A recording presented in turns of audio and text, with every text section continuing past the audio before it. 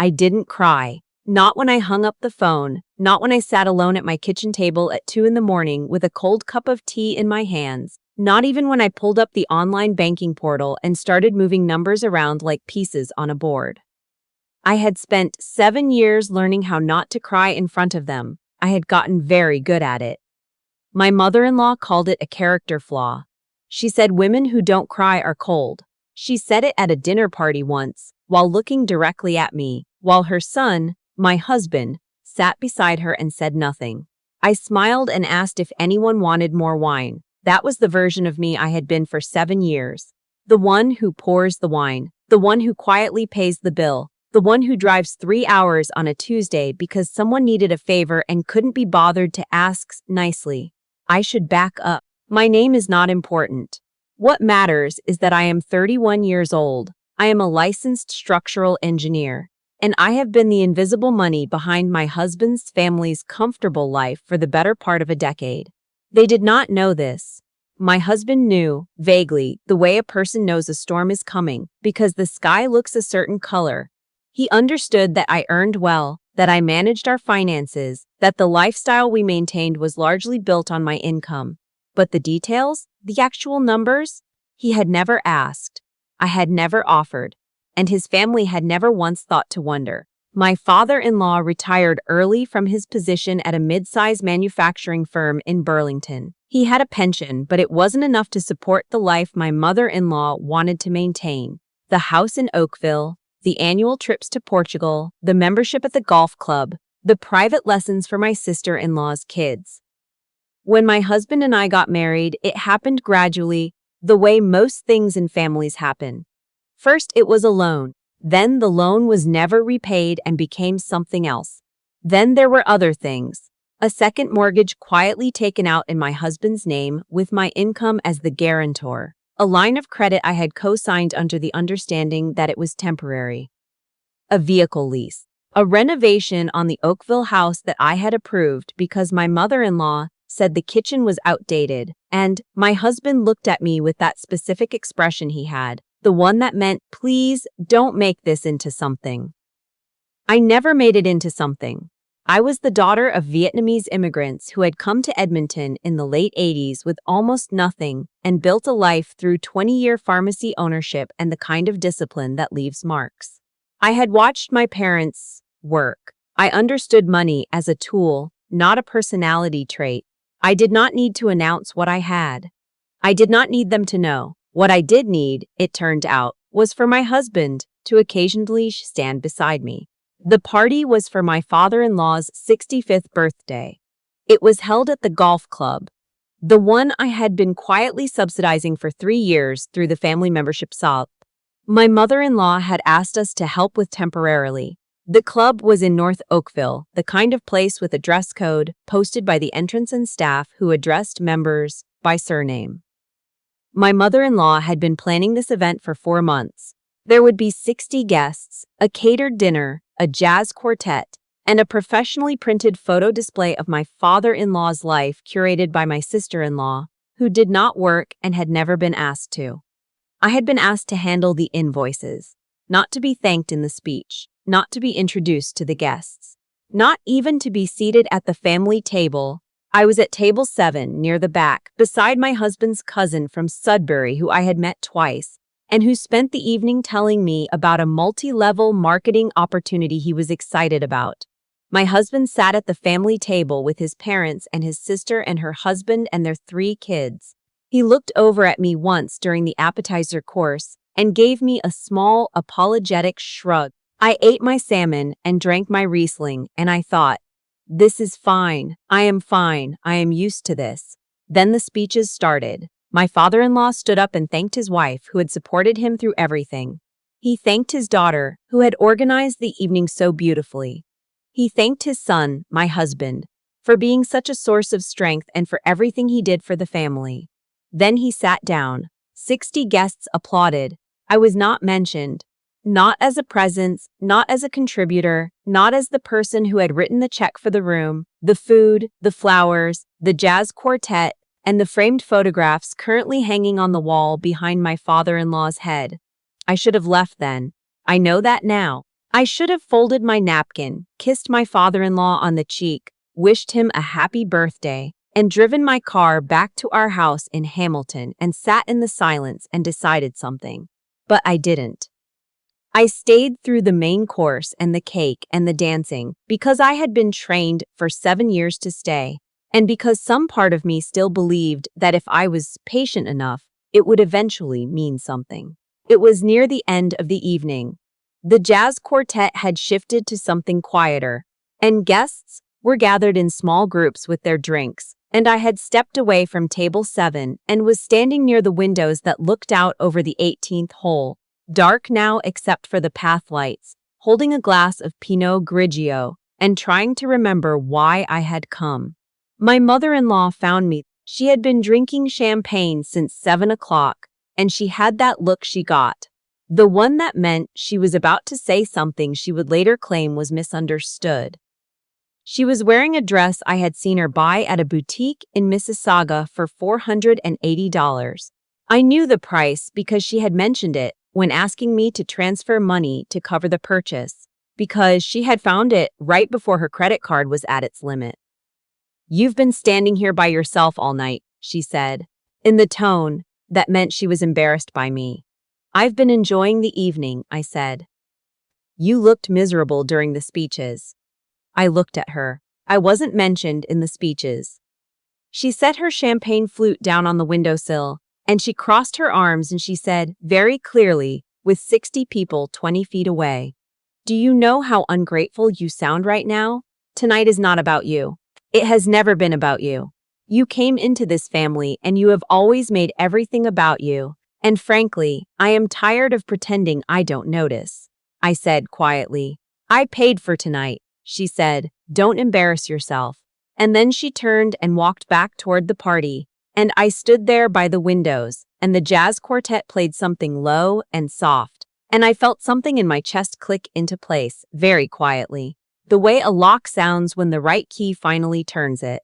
I did not make a scene. I finished my wine. I said goodbye to my father-in-law and told him I hoped he had enjoyed his evening. I found my husband and told him I was leaving. He said he'd get his jacket. I told him to stay, that I was fine, that I'd see him at home. I drove the 40 minutes back to Hamilton alone. I put the heat on even though it was September and still warm because I needed something to hold on to. I called my sister from the car on the hands-free, and I told her what had happened, and she was quiet for a long moment, and then she said, "What are you going to do?" I said, "I'm going to do what I should have done a long time ago." That night, I sat at the kitchen table with my laptop and my cold tea, and I started making a list. Every account, every credit line, every bill, every subscription, every lease, every arrangement that ran through me, through my income, my credit, my name on a form. I had been meticulous about this, always, because I was the kind of person who kept records. I had spreadsheets going back 6 years. I knew exactly what I was carrying. The next morning, I called my accountant. Then I called my lawyer. Then I called the bank. I did not call my husband until after I had spoken to all 3. He picked up on the second ring, voice still thick with sleep. He had stayed at his parents' house. I asked him if he knew that his mother had said what she said to me at the windows, and he was quiet for a moment. And then he said he'd heard something happen, that she was just tired, that I shouldn't take it personally. I said, "I'm not taking it personally. I'm taking it practically." I told him what I was doing. I was specific. I named each account, each credit line, each arrangement. I could hear him sit up in bed. I could hear the moment it became real to him. "You can't just," he started. "I'm not doing anything illegal," I said. "I'm withdrawing my name from arrangements I was not required to enter in the first place. I've already spoken to a lawyer. Everything I'm doing is within my rights." He said his mother didn't mean it like that. I said, "I know. She meant it worse." Then I hung up. The first thing that happened was the credit card. My mother-in-law called me 2 days later, voice at a pitch I had never heard from her, because her card had been declined at a grocery store in Oakville. Not a luxury purchase, groceries. The kind of moment that is genuinely shocking the first time it happens to you. She wanted to know if there was an error. I told her there was no error, that I had closed the supplementary card, that she would need to use her own account going forward. She said, "I don't understand." I said, "You will." Then I ended the call. The vehicle was next. My sister-in-law's husband had been leasing a pickup truck, a 2023 Ford F-150, the kind of truck that costs more per month than most people's rent, under a lease arrangement that had been co-signed through a joint line of credit that I was now closing. The Sankey called him directly when the next payment bounced. He called me an hour later, furious, demanding to know what I thought I was doing. I told him that the arrangement had been voluntary on my part and that I was ending it. I gave him 30 days notice, which was 29 more than he had given me when he signed me onto the lease without asking. He called my husband. My husband called me. I let it go to voicemail. My father-in-law called a week after the party, on a Thursday evening. His voice was different, slower, more careful. He had, I think, been briefed on what was happening by his wife and was trying to understand it from first principles. He asked if he could take me for coffee and talk. I said yes. We met at a Tim Hortons near my office, which I chose deliberately. He arrived in the car he owned outright, the 2019 Civic, and he looked older than he had at the party, which was either the fluorescent lighting or the week he'd had. He bought us both a large coffee and we sat across from each other, and he said he wanted to understand what had happened. I told him. Not everything. I didn't show him the spreadsheets, but I told him the shape of it, how long I had been carrying it, how the arrangements had accumulated, how I had not complained, because I didn't think it was the kind of thing one complained about when one was capable. He listened without interrupting, which was the most respect he had ever shown me. When I finished, he looked at his coffee for a long time. Then he said, "She didn't know." I said, "She didn't want to know. There's a difference." He nodded slowly. "What do you need from us?" I told him what I needed. I needed to be removed from the joint line of credit by the end of the month. I needed the second mortgage restructured through refinancing that did not carry my name. I needed the golf club membership canceled unless they could fund it independently. I told him I was happy to give them time to make arrangements. I was not trying to destroy anything. I was trying to stop maintaining something I had never asked to build. He said he understood. He drove away in his 2019 Civic, and I went back to my office, and I did not hear from my mother-in-law for 11 days. When she finally called, she was not apologetic. She was strategic. She said she had spoken to her son and that she understood there had been some confusion, and she wanted to resolve it, and perhaps we could have dinner, she said. "Your family. That's what matters." I said, "That's a recent position." There was a long pause. She said, "Excuse me?" I said, "At the party, you told me in front of 60 people that you were tired of pretending not to notice that I make everything about myself. You said it at an event that I paid for, at a venue I had been subsidizing for 3 years, after a speech in which I was not mentioned once. I'm not confused about what happened." "I'd like to know if you are," she said.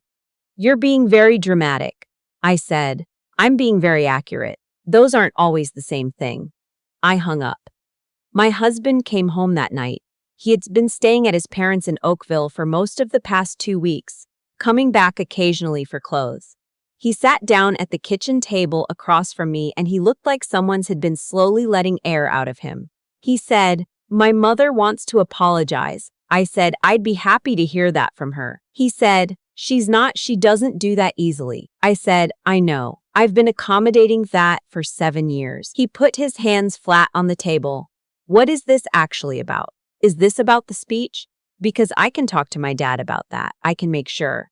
"It's not about the speech," I said. "The speech was just the moment. I decided to stop being invisible." He was quiet. "I'm not angry," I told him, and I meant it. The cold clarity I had felt that night at the kitchen table had not left me. I'd say choices. I should have made different ones earlier, and I didn't, and that's on me as much as anyone. But I'm not making the same choices going forward. He asked what that meant for us.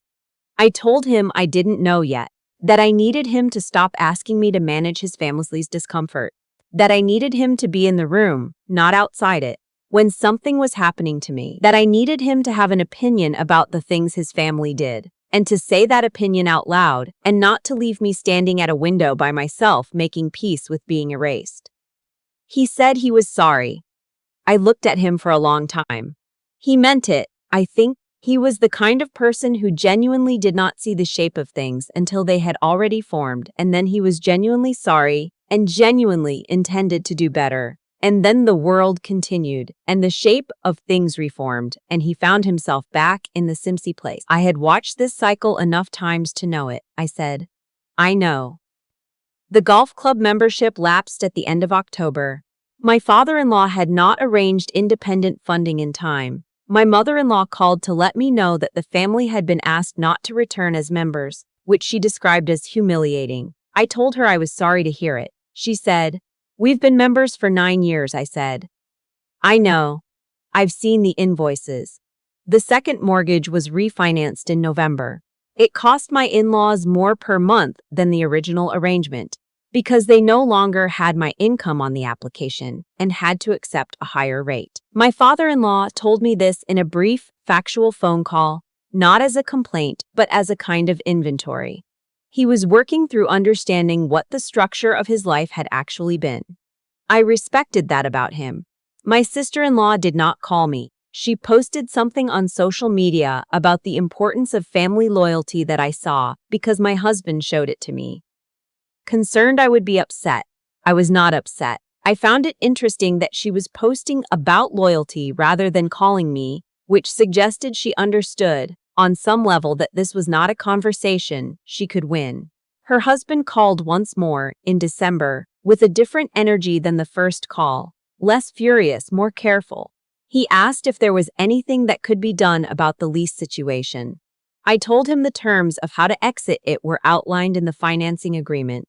He thanked me. He sounded exhausted. I felt, briefly, sorry for him, not enough to change anything, but enough to be civil. My husband and I went to couples counseling starting in late October. His idea, which surprised me. He found the therapist. He booked the appointments. He showed up on time. She was a woman in her 50s who worked out of an office in downtown Hamilton and who had, I felt immediately, seen every version of this situation many times before. She did not take sides. She asked questions. She was interested in what I had not said over 7 years at least as much as what I had. My husband, to his credit, listened. It was not a straight line. Nothing like this is. There were nights when he came home from his parents and he was carrying them in a way he could not put down, and I could see him choose, each time, whether to bring that weight into our house or leave it at the door. He was getting better at leaving it. Slowly, imperfectly, but genuinely trying. That I could work with.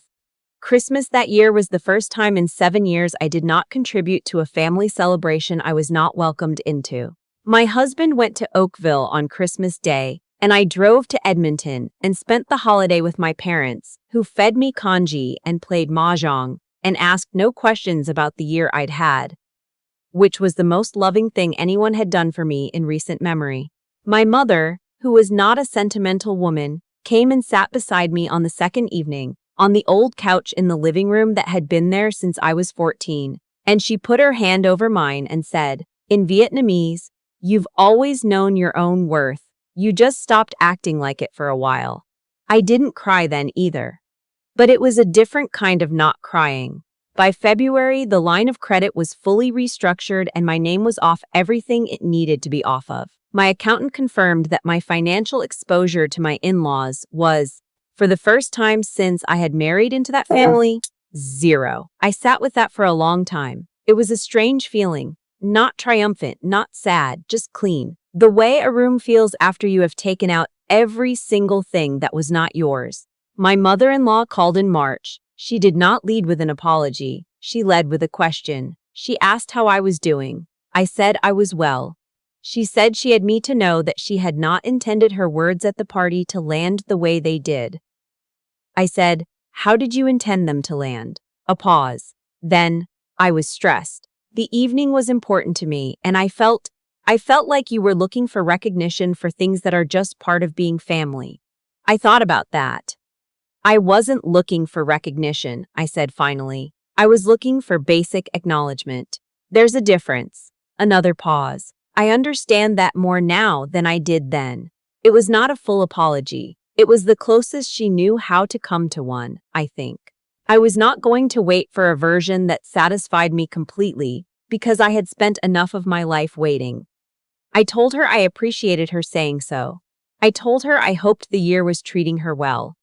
I told her I'd see her at Easter, if we came to Oakville, and I would see what our schedule looked like.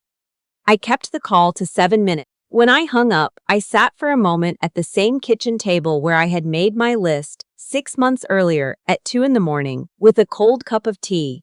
The room was the same. I was not. I thought about the version of me who had poured wine at dinner parties and smiled at comments about cold women and driven 40 minutes home alone in the dark. I did not feel angry at her. She had been doing the best she could with what she understood. But I was done being her. The view from here was quieter. It was mine.